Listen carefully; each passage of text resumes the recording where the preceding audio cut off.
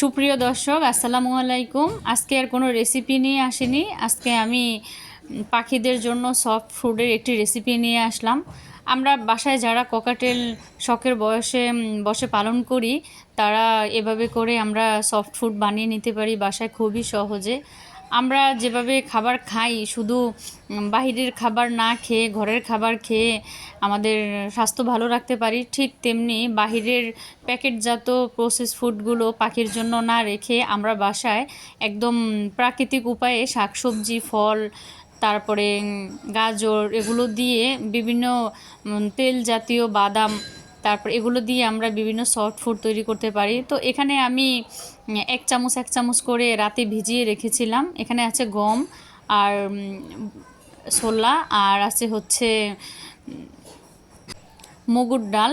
এগুলো আমি সারা রাত পানিতে ভিজিয়ে রেখে ধুয়ে এটাকে আমি হালকা সিদ্ধ করে নিয়েছি। আর আপনারাও এভাবে সিদ্ধ করে নেবেন। এখানে আপনারা ডিম অ্যাড করে দিতে পারেন। তো আমি গতকালকে ডিম দিয়েছিলাম, এজন্য আজকে আর ডিম দিব না। আর এখানে গাজর কুচি দিয়ে নিতে পারেন, বিভিন্ন শাকসবজিও দিতে পারেন। তো আজকে আমি আর আমার পাখির পটিটা একটু হালকা, আমি একটু নরম দেখেছিলাম, এজন্য আর আমি আজকে শাক অ্যাড করব না। আমি এগুলোই আজকে দিব। এক এক দিন এক এক খাবার দেওয়ার আমি চেষ্টা করি। তো আজকে দিব হলো সফট ফুড, গতকালকে দিয়েছিলাম ডিম। আবার যখন পাখির একটু স্বাস্থ্য ভালো দেখব তখন আবার শাক সবজি অ্যাড করে দিব। তো ভাবলাম আপনাদের সাথে শেয়ার করি, কেন আমি সব কিছুই আপনাদের মাঝে শেয়ার করতে আমার ভালো লাগে।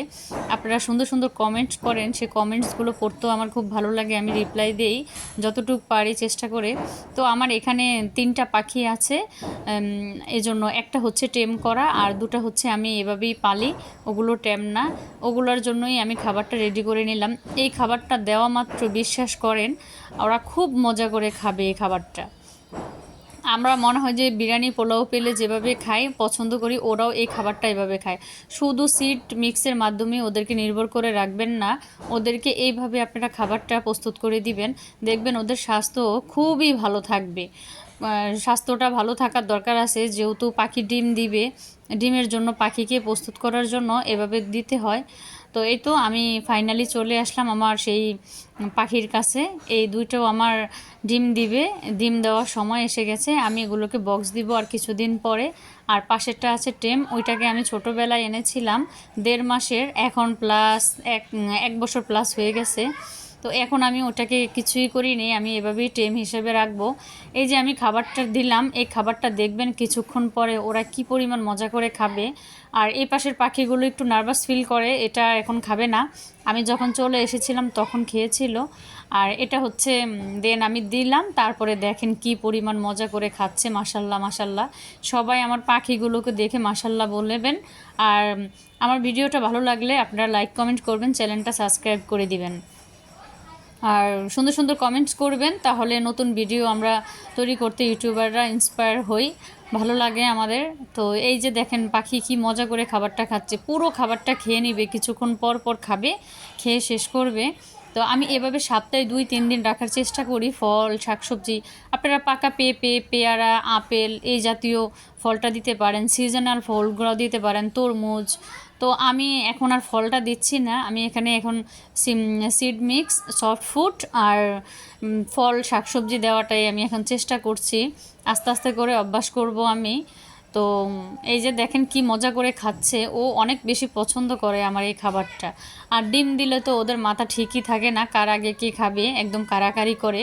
তো পাখির স্বাস্থ্য ভালো রাখার জন্য পাখিকে আপনারা এই খাবারটা সপ্তাহে 2-3 দিন দিবেন, দেখবেন আপনাদের পাখি খুব দ্রুত হিটে আসবে, ডিম দিবে, আর ভালো একটা রেজাল্ট ফলাফল পাবেন, আর পাখির স্বাস্থ্য খুব ভালো থাকবে।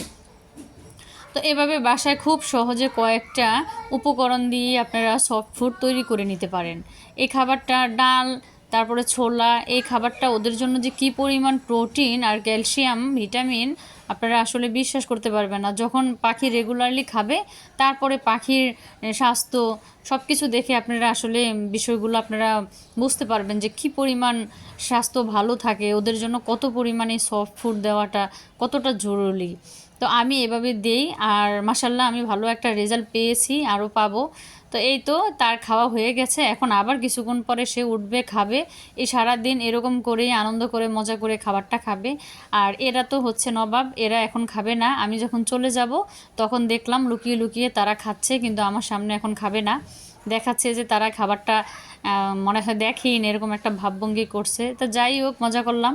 এই খাবারটা দেখবেন, খেয়ে নেবে। এই যে আমি এখন চলে এসেছি, মিঠু আবার খাওয়ার জন্য চলে এসেছে।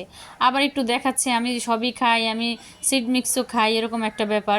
তো সবাই ভালো থাকবেন, সুস্থ থাকবেন, আর আমার ভিডিওটা দেখলে লাইক কমেন্ট করবেন। আসসালামু আলাইকুম।